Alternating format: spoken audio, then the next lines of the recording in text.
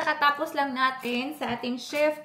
And magbablog ako ngayon guys because we are gonna try bagong product ng Hungry Jack's. Meron silang spicy ribs. Spicy chicken ribs. Ito ba?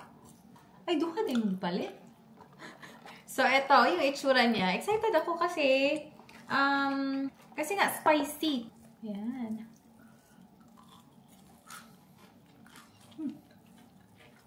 Garlic.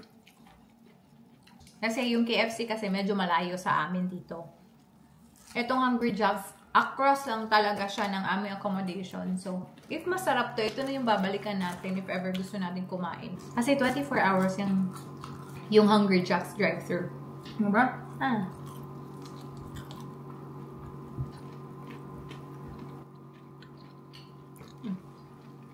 Garlicky. Very garlicky, tama. Spicy din. In fairness, okay lang yung lasa. Sarap din. Okay, another one.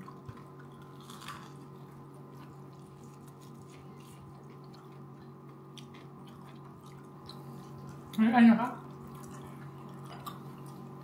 Okay lang siya. Masarap lang siya. Pero wala pa rin tatalo sa KFC. Wala pa rin tatalo. Pero, okay na to na alternative if ever walang KFC nga.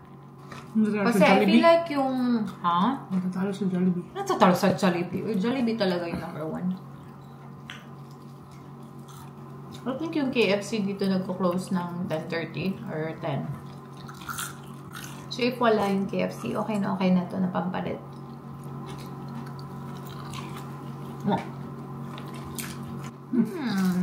Whopper Jr. The use. Maanghang din talaga siya, no? May kick din talaga yung anghang nila. It's our cheat day today. Alam niyo ba, ilang weeks na kami ni Michelle hindi talaga kumakain sa labas. It's so good!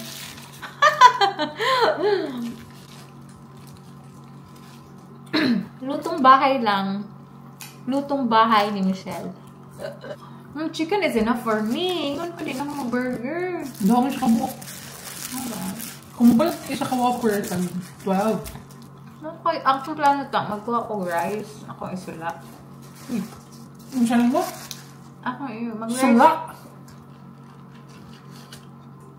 Pag ako lang nagibain o baon ba?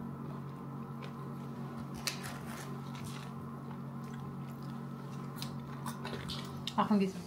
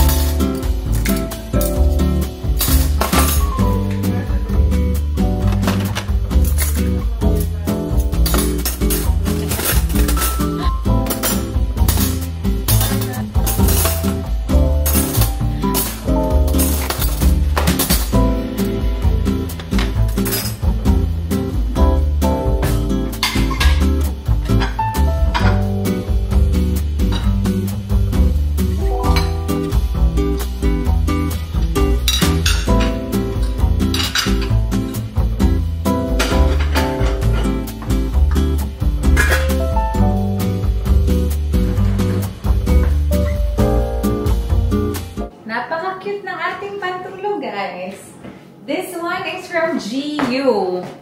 Mura lang to. I think mga $12 lang siguro to. Very comfortable. How many days? 4 days off? Da, you're gonna be bored. Guys, good evening. We're very fresh and we are gonna have Nescafe Gold. Pero, bakit green? Magmamatcha tayo ngayon, guys. Sa dami ng matcha natin, oh, ito.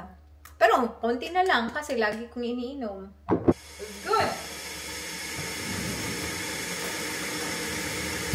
Our cute mug.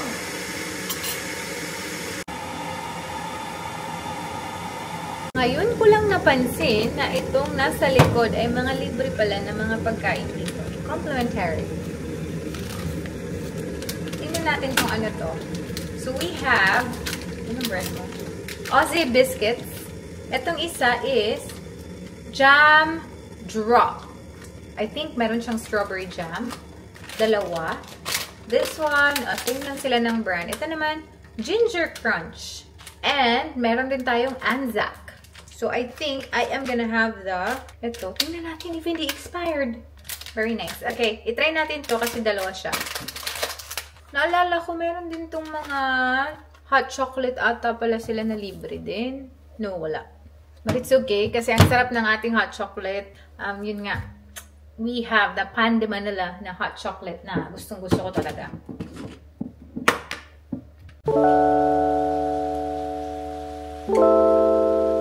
Let's see if this is gonna be enough kasi maliit yung ating mug and I'm used to using the big one.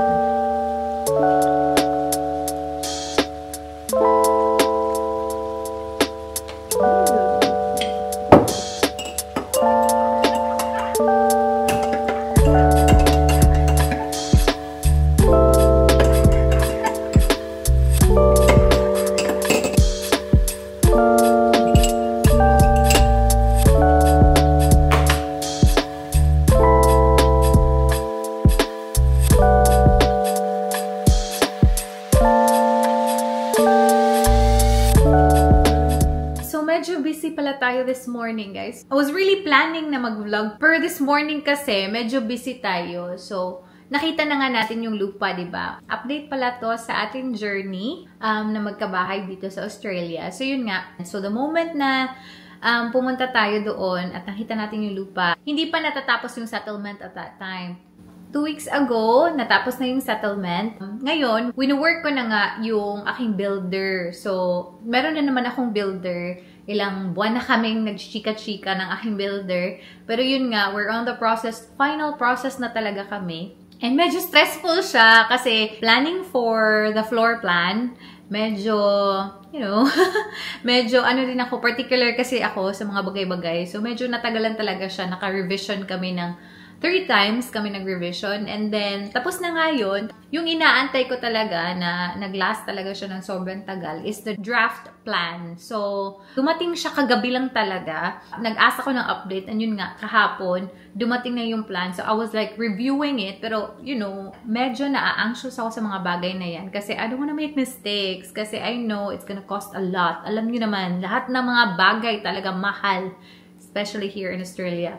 Ayun, nag-review ako kahapon and when I saw the draft plan, meron naman akong mga, of course, mga requests at saka mga changes na gusto. They're currently working with a contract right now and I'm very excited na mag-sign na ng contract kasi gusto ko nang mag-move on sa ganitong stress and gusto ko na lang mag-antay-antay.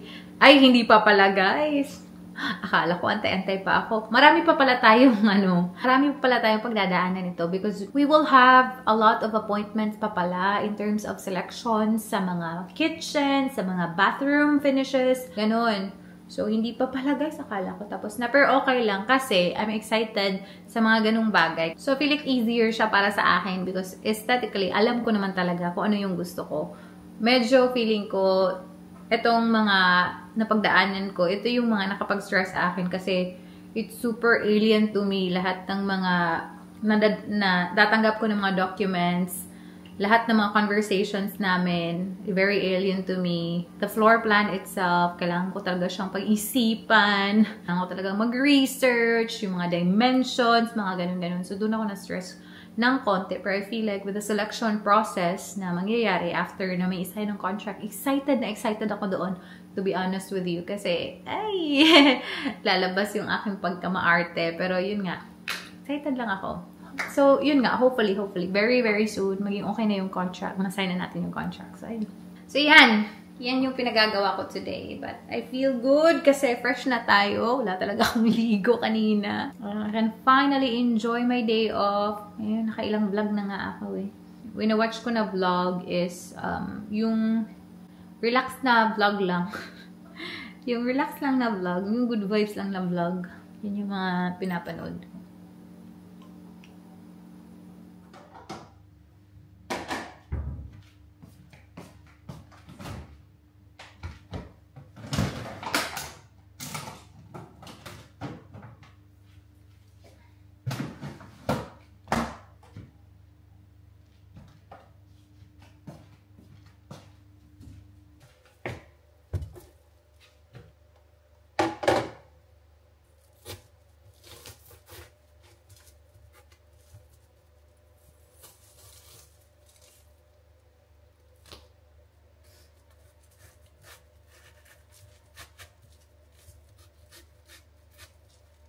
Tabang. Hala!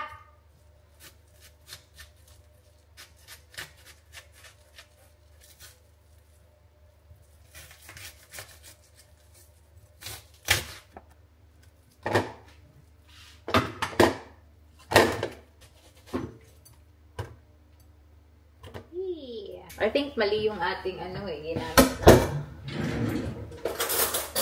ginapit na kutsilyo. But that's okay. I am gonna scrape this one kasi sayang. Scrape.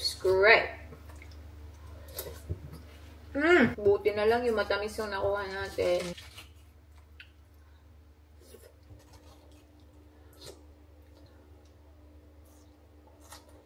Hindi kasi magkakasya lahat ng watermelon dito kasi maliit lang yung available natin na container. So, keep ko muna yung remaining sa fridge. Parang may higam na sa sabaw. Mababash na naman ako nito kasi ganito. Ang pangit kong maghiwa. More number 1 basher ako dito sa bahay. And I will put you back.